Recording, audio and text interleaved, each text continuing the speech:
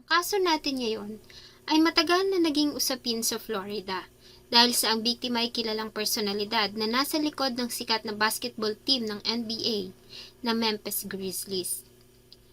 Natagpuan kasi itong wala ng buhay sa loob ng kanyang bahay noong 2019. Ang itinurong suspect ay ang kanyang asawa at nanay ng dalawa niyang anak. Ang ginawang pagdinig sa kaso ay inabot ng mahabang panahon at talaga namang nagulat ang lahat sa ibinigay na hatol ng hukuman noong 2022. Bago ko po ipagpatuloy ang ating kwento, sa mga bago po sa channel ko at nais sa mga ganitong klase ng kwento ng krimen na nangyayari sa loob at labas ng ating bansa ay maaari pong pakipindot ang ating subscribe button at notification bell para ma-notify kayo pag may mga bago tayong upload na videos. January 12, 2019, nang ganap na alas 9 ng umaga, ay nakatanggap ng tawag ang 911 sa Florida. Ang caller ay nagpakilala na si Daniel Redlick. Ayon sa kanya, ay inatake ang kanyang asawa sa puso at kailangan nila ng tulong.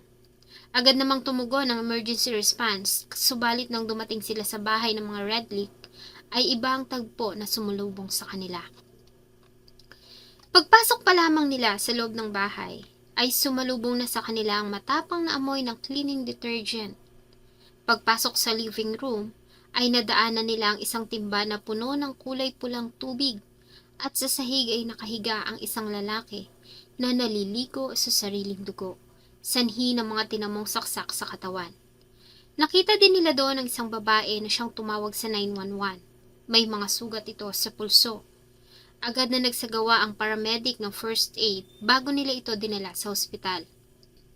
Kasunod niyon ay dumating ang mga investigating officers at forensic units sa lugar para simulan ang investigasyon. Maliwanag kasi sa kanilang dinatnan na ang biktima ay hindi namatay sanhi ng atake sa puso, kundi pinatay ito base na rin sa mga tinamo nitong tama ng saksak sa kanyang katawan. Ang biktima ay kinilalang si Michael Redlick. Nakakita ang forensic team ng mga bakas ng dugo sa loob ng bahay at ang mga iyon ay nakumpirma na dugo ng biktima. Ang pulang tubig naman na nasa timba na kanilang nakita ay nakumpirma din na dugo na humalo sa tubig. Base sa traces ng dugo, ang biktima ay hinila mula sa kwarto papunta ng living room. At kahit pa nga sinubukang linisin ang mga marka ng dugo, ay hindi nito nagawang mabura ng tuluyan ang mga ebidensya. Nagawa ring makakita ng mga investigador ng mga marka ng dugo na tumalsik sa tingting at ilang bahagi ng silid. Nakakita din sila ng isang kutsilyo papasok sa kusina at 3 pang maliliit na kutsilyo sa lababo. Sa mga pagkakataong iyon ay iisa lamang ang alam ng mga detectives na makakasagot ng kanilang mga katanungan kung ano ang nangyari sa loob ng bahay. Ito ay ang babae na tumawag sa 911 at natagpuan nila sa crime scene na si Daniel Redlick. Kaya naman, nang kumpirmahin ng attending physician na ligtas na ito, ay agad nila itong kinausap. Sa interview, ay napansin nila ang pabago-bago nitong mga salaysay. Una ay sinabi niya na nagpakamatay ito matapos ang kanilang pag-aaway. Subalit hindi ito pinaniwalaan ng mga experts. Ayon sa kanila, ang mga sugat na tinamo ng biktima ay hindi maaaring ginawa nito sa kanyang sarili. At katakataka rin na base sa resulta ng autopsy sa katawan, ang biktima ay namatay dahil sa labis na dami ng dugo na nawala sa katawan nito.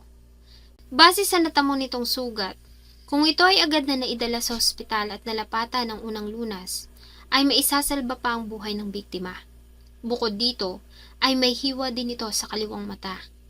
Napag-alaman din sa ginawang toxicological test na mataas ang antas ng alcohol sa kanyang sistema. Ayon sa statement ng anak na babae ni Michael at Daniel noong January 10, 2019, ay nagkaroon ng pag-aaway ang dalawa. Umuwi ang kanyang ama na lasing at sinugod nito ang asawa na noon ay nagtatago sa banyo, pero nagawa niya itong pakalmahin. Nang mapakalma ang ama ay umalis ng bahay ang ina nilang si Daniel at umuwi lamang na makatulog na si Michael. Ayon kay Jadine, ay iyon ang kauna-unahang pagkakataon na nakita niyang nagalit ng husto ang kanyang ama at paulit-ulit itong humingi ng paumanhin sa mga investigador. Kasunod ng paulit-ulit niyang sinasabi na mabait, mapagmahal at sobrang lambing ng kanilang ama. Sinabi din nito na ang kanilang inang si Daniel ang palaging pinagsisimula ng gulo. Kinabukasan January 11, 2019, ay muling nagkaayos ang kanilang mga magulang at sinama pa sila ng ama na nanood ng soccer game dahil sa mahilig sila sa sports. Nang gabing iyon ay kapansin-pansin umano ang pagiging tahimik ng kanilang ina at palagi itong dumidistansya sa kanila. Pagsapit ng gabi ay nauna nang umuwi ang ama nilang si Michael. Sa halip na umuwi sa kanilang bahay, ay dinala sila ni Daniel sa bahay ng isang kaibigan at sinabing doon muna silang magkapatid, matutulog dahil sa may pag-uusapan silang dalawa ni Michael. Pag-alis ayon kay Daniel, ay dumaan pa siya sa McDonald's para mag-take out ng pagkain bago umuwi. Dinatnan niya sa bahay ang asawa na lasing. Habang magkasamang kumakain ng binili niyang dinner, ay nakatanggap siya ng message mula sa hindi niya kilalang lalaki. Ayon kay Daniel, ay sarcastically na kinagat ni Michael ang kinakaing burger at idinura sa kanya bago siya nito inatake at tangkang sasakalin. Para ipagtanggol ang sarili, ay kinuha niya kahit na anong bagay na malapit sa kanya at dito nga ay nahawakan niya ang kutsilyo na siyang isinaksak niya sa dibdib ng asawa. Dahil sa tinamong saksak ay natumba ito sa sahig at nagsimulang lumabas sa sugat nito ang malakas na daloy ng dugo. Ayon kay Daniel ay tumawag siya ng emergency, subalit ibang number ang kanyang nadayan. Sa labis sa pagkabigla ay humiga siya sa tabi ng dugo ang asawa at nakatulog. Nang muli siyang makagkamalay ay mataas na ang araw at nakita niya ang asawa na hindi na humihinga. Ayon kay Daniel ay sinubukan niya pang kitilin ang sarili kaya siya may sugat sa kanyang pulso. Subalit nang hindi niya ito magawa ay tumawag siya sa 911. Tinanong din siya ng mga investigador kung bakit siya nagsinungaling sa 911. Pinaliwanag niya naman na natakot siya at nag-alala dahil baka hindi siya paniwalaan na ipinagtanggol niya lamang ang sarili. Subalit hindi nila ito pinaniwalaan dahil base pa rin sa ginawa nilang investigasyon. Ilang araw bago ang krimen ay nasangkot ito sa isang insidente ng pakikipag-away sa ilang kaibigan. Nang dumating ang mga pulis sa lugar ay nanlaban pa ito at kinagat pa ang isa sa mga officers. Tumanggi din ito na makipag-cooperate kaya naman ay kinasuhan ito ng hindi maayos sa pag-uugali at resisting arrest. Maliban dito ay nadiskubre din ng mga investigador sa cellphone nito na nakasign up ito sa dating sites at nakikipag-usap sa iba't ibang lalaki. Maging sa profile status nito sa social media ay single at walang asawa ang nakalagay. Subalit ayon kay Daniel ay ginawa niya lamang iyon para pasakitan ng asawa dahil sa pambababae nito. Ayon kay Daniel ay labis siyang nasaktan dahil sa ginawang pagluloko ng asawa gayong inalay niya ang lahat ng panahon at oras niya sa kanyang pamilya. Ang statement na ito ni Daniel ay ginamit naman laban sa kanya dahil ayon sa kanila, ang ginawa nitong pagpatay sa asawa ay planado dahil sa labis na galit na naramdaman nito nang lukuhin siya ng biktima. Subalit ang mga paratang na ito ay pinabulaanan naman ng mga abogado ni Daniel Redlick at sinabi nila na ang ginawang pagpatay ni Daniel sa asawa ay dahil sa pagtatanggol nito sa kanyang sarili. Para patunayan ang kanilang claim, ay iprinisinta nila ang mga ebidensya at testimonya ng mga nakasaksi sa dinanas na emotional at physical abuse ni Daniel mula sa asawang si Michael Redlick. Si Daniel Aquino ay pinanganak noong 1976 sa Florida, bago lumipat ang kanyang pamilya sa Cleveland, Ohio. Ayon sa mga kamag-anak ay lumaki si Daniel na mabait, magalang at disiplinadong bata. Siya ang panganay sa kanilang magkakapatid. Habang lumalaki ay lalo pa nga itong hinahangaan dahil sa natatangin nitong ganda. Pagka-graduate nito ng high school ay nag-enroll ito sa Valencia College kung saan siya ay nagtapos ng kursong Associate of Arts degree. Muli itong kumuha ng psychology course sa Baldwin Wallace University. Ganap ng dalaga si Daniel na mag-divorce ang kanyang mga magulang at muling magpakasal ang kanyang ina noong 1996. Nagpakasal ito sa kanyang stepfather na si Michael Redlick na siya niya ring mapapangasawa. Si Michael Redlick ay pinanganak naman noong May 1, 1953 sa Cleveland, Ohio. 23 years ang tanda nito kay Daniel. Nang magpakasal ang kanyang ina at si Michael ay tuluyan nang bumukod si Daniel at nanirahan ng mag-isa.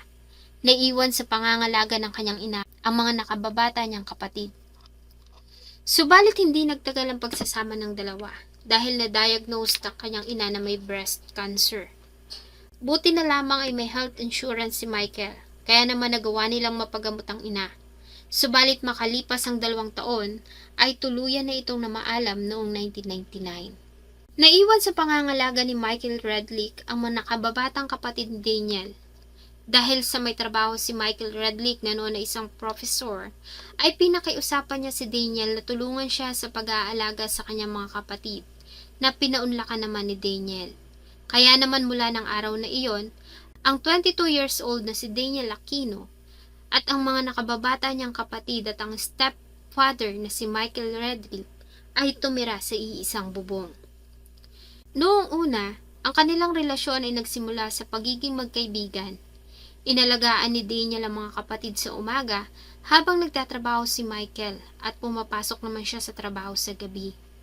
Nang mga panahong iyon ay nagsisimula ng makilala si Michael Redlick sa kanyang karera sa professional sports kung saan ay ito ang nagiging responsible sa pagre-recruit ng mga manlalaro. Sa paglipas ng araw ay tuluyan na itong napamahal sa mga bata at naging komportable na rin ito kay Daniel. Hanggang sa tuluyan ng mahulog ang loob ng dalawa sa isa't isa. Noong una ay pinilit ni Daniel na itago ang kanilang relasyon, lalo na sa kanyang mga kapatid at kamag-anak. Nang magsimulang makilala si Michael Redlick sa kanyang karera, ay nagkaroon siya ng mga connections, kaya naman madali niyang naipasok si Daniel sa isang magandang trabaho sa advertising agency. Mas lalo pang ang gumanda ang takbo ng kanilang pamumuhay nang ma-promote si Michael Redlick bilang Vice President ng Corporate Sale ng Memphis Grizzlies, isang sikat na American basketball team sa NBA. Subalit ang kanyang bagong trabaho ay nangangailangan ng paglipat niya ng ibang lugar. Nang mga panahong iyon ay malalaki na ang mga kapatid ni Daniel at kaya na nila ang kanilang mga sarili. Niyaya ni Michael si Daniel na sumama sa kanya, subalit tumanggi ito. Gayunpaman ay nagpatuloy ang lihim nilang relasyon kahit pa nga sila ay magkalayo. Kahit na malayo sa isa't isa ay nagagawa pa rin magkita ng dalawa ng patago. Minsan ay pinakita ni Michael kay Daniel ang binili nito ng bahay na matatagpuan malapit sa ilog ng Mississippi. Nang masigurong maayos na ang kalagayan ng mga kapatid ay tuluyan ng sumama si Daniel kay Michael Redlick. Ayon kay Daniel, ay okay naman ang kanilang naging pagsasama noong una. Subalit ang trabaho ni Michael ay nagdulot sa kanya ng karagdagang responsibilidad at stress. At para aliwin ang sarili, ay nagsimula itong uminom ng alak, hanggang sa hanap-hanapin na ito ng kanyang katawan. May mga pagkakataon na umuwi ito ng bahay na lasing na siyang pinagmumula ng kanilang pag-aaway. Ganun pa man ay sinubukan ni Daniel na intindihin ng asawa. Malimit naman itong humingi ng tawad at nangangakong hindi na uulit. Subalit ang mga pangako nito ay palagi nitong binabali. Minsan ay nakalimutan ni Michael ang kanilang planong dinner na labis na ikinagalit ni Daniel. Nang makauwi ito ay hindi na niya napigilan ang sarili na isumbat dito ang kanyang mga pagkukulang. Subalit nang makalapit siya sa pintuan, ay bigla na lamang siya nitong hinawakan sa ulo at malakas na inihampas ang kanyang mukha sa pader. Sobrang lakas at namalayan niya na lang na puro dugo na ang kanyang mukha at damit. Nang mahimasmasan ay agad naman itong humingi ng tawad at paulit-ulit na sinabi sa kanya na hindi niya sinasadya. Dinala siya nito sa kakilala nitong doktor. Pagkatapos na malapatan ng first aid, ay pinayuhan sila nito na kumonsulta sa dentista at plastic surgeon dahil sa nagtamo siya ng mga malalalang sugat sa mukha at natanggal din ang ilang ngipin niya sa harapan. Pagkatapos na yun ay naging maasikaso ito at maalalahanin. Dahil nga sa mahal niya si Michael, ay pinatawad niya ito. Mahigpit kasi ang batas sa Amerika pagdating sa domestic violence at ayaw niya na masira ang trabaho nito. Subalit hindi doon natapos ang pang-aabuso ni Michael Redlick sa kanya at nasundan pa ito ng mga pananakit. Taong 2003 ay isinilang ni Daniel ang panganay nilang anak na babae na si Jaden. Taong 2004 ay nagdesisyon ang dalawa na magpakasal kahit pa nga tutol dito ang kanilang mga pamilya at kamag-anak. Nang mga panahong iyon ay nagsimula namang magkaproblema si Michael sa kanyang trabaho dahil sa pagbabago ng management at hindi nito nakuha ang pinakaaasam-asam na promosyon. Taong 2010 ay isinilang ni Daniel ang bunsong anak na lalaki na si Sawyer, kasabay ng sunod-sunod na problema na kinakaharap ng asawang si Michael sa trabaho. Kaya naman malimit itong uminom ng alak at umuwi ng lasing. Minsan nga ay nagkaroon sila ng pagtatalo at sinakal siya nito. Buti na lamang at nagawa niyang makawala. Sa pagkakataong iyon ay hindi na niya kayang unawain ng asawa. Kaya naman ay nilayasan niya ito kasama ang dalawang anak. Muli naman siyang sinuyo ni Michael at nangakong hindi na uulit. Dahil sa nature ng trabaho ni Michael ay malimit na madestino ito sa iba't ibang lugar na siyang naging dahilan ng malimit nilang paglipat ng tirahan. Tumira ang pamilya sa California ng 5 taon at taong 2014 ay muling nalipat si Michael ng assignment sa Indiana. Dahil nga kailangan pa nila ng muling ibenta ang kanilang bahay ay nauna si Michael na umalis. Naiwan si Daniel at ang dalawang anak sa California hanggat hindi na ibebenta ang lahat ng kanilang ari-arian. Ang proseso ay tumagal ng halos 1 taon. Sa mga panahong ito ay unti-unti nang nagbago ang relasyon ni Daniel at Michael Redlick. Sa pagkakalayo ay naging mailap ang dalawa sa isa't isa at madalang nang mag-usap. Kaya naman nang muli silang magkasama ay muli silang naharap sa mga bagong issues. Nagsimula na kasing paratangan ni Daniel si Michael na may ibang babae. Maliban dito ay nagsimula na itong dumistansya sa kanya.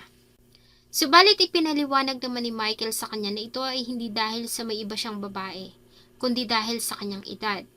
Para resolbahan ang problema ay nagdesisyon ang mag-asawa na sumailalim sa isang hormone injections at testosterone injections.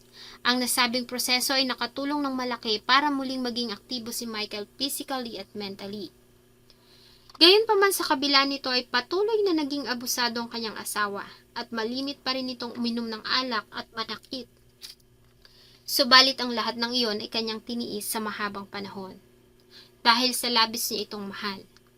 Bago matapos ang taong 2014, ay bumalik sila ng Florida mula sa Indiana. Sa pagkakataong ito ay nagdesisyon na si Michael na baguhin na ang kanyang karera. Iniwan nito ang dating trabaho at natanggap naman bilang Director ng External Affairs and Partnership Programs sa University of Central Florida, kung saan siya ay nagsimulang magturo kahit pa nga di hamak na maliit ang kanyang kinikita kesa sa trabaho niya sa NBA. Noong una ay nangupahan ng pamilya ng bahay at makalipas ang 1 taon ay nagawa na nilang makabili ng sariling property sa Winter Park. Sa pagbabago ng trabaho ni Michael, akala ni Daniel ay magbabago na ito. Subalit patuloy pa rin ito sa ginagawang pang-aabuso. Hindi nagtagal ay natutunan na rin ni Daniel ang pag-inom ng alak dahil sa labis na stress. Ang pag-inom niya ng alak ay lalo pa ngang dumagdag sa kanilang malimit na pag-aaway. Hanggang sa tuluyan na nga silang maghiwalay noong 2016. Kahit nga magkahiwalay na, ay patuloy pa rin na dinadalaw ni Michael ang mga anak at sinusuportahan ng pamilya financially. Si Daniel naman ay nagkaroon na din ng sariling trabaho. Kahit nahiwalay na ang dalawa ay patuloy pa rin silang nagkikita. Pumupunta si Michael sa bahay at umaalis kung kailan nito gusto. Isang araw noong October 2016 ayon kay Daniel ay nagkaroon ng isang di niya malilimutang pangyayari. Dahil sinubukan siyang sagasaan ng asawa ng sasakyan nito. Buti na lamang at nagawa niyang makatalon sa damuhan. Pagkatapos ng pangyayari ay nagtungo siya sa police station para i-report ang asawa. Subalit mabilis ding nagbago ang kanyang isip at bigla na lamang umalis. Matapos iyon ay muling nagkaayos ang dalawa at muling nagsama sa iisang bahay kasama ang dalawang anak. Dito ay pinakita ng depensa na si Michael Redlick ay isang manggagamit at predator. Dahil matapos na mamatay ang ina ni Daniel ay sinamantala nito ang kahinaan ng dalaga para punan ang kanyang pangangailangan. Gayunpaman ay nanindigan ng prosecution na planado at sinadya ni Daniel ang pagpatay sa asawa. Idagdag pa ang ginawa nitong paglilinis ng crime scene at pagtatangka na iligaw ang investigasyon. Sa mga pagdinig ay inalok ng prosecution si Daniel Redlick ng offer na magplito ng guilty sa kasong pagpatay kapalit ng mas mababang sentensya na 10 taong pagkakakulong. Kapalit ng habang buhay na pagkakakulong kung siya ay mapapatunayang nagkasala. Ang alok na ito ng prosecution ay hindi tinanggap ni Daniel at nanindigan siyang ipinagtanggol niya lamang ang kanyang sarili at hindi niya sinasadya ang pagpatay sa asawa. Kaya naman ang labanang legal sa pagitan ng prosecution at depensa ay talaga namang inabot ng mahabang panahon at sinubaybayan ng marami. Hanggang noong July 17, 2022 ay tuluyan ang naglabas ng hatol ang hukuman. At dito nga ayon sa mga jurors, ang pagpatay kay Michael Redlick ay hindi sinasadya at nagawa lamang iyon ni Daniel dahil sa ipinagtanggol nito ang sarili. Gayunpaman ay maliwanag naman na nagkasala ang nasasakdal sa ginawa nitong pagtamper sa mga ebidensya. Kaya naman ay pinatawan nito ng 5 taong pagkakakulong. Subalit dahil sa matagal na ito sa nasa kustodiya ng mga pulis, habang dinidinig ang kaso, ay tuluyan na nga itong pinalaya noong August 5, 2022. Sa inyo pong palagay, makatarungan at patas ba ang ibinigay na hatol ng hukuman o ang mga hurado ay matalinong naligaw sa paniniwalang si Daniel Redlick ay biktima ng pang-aabuso ng kanyang pumanaw na asawa? Sana po ay nagustuhan nyo ang isa na namang kwento na akin pong ibinahagi. Marami pong salamat sa inyong patuloy na pagtangkilik sa akin pong mga videos. Huwag nyo pong kalimutang mag-iwan ng inyong saloobin at suggestion sa atin pong comment section. Thank you so much po and see you in my next video.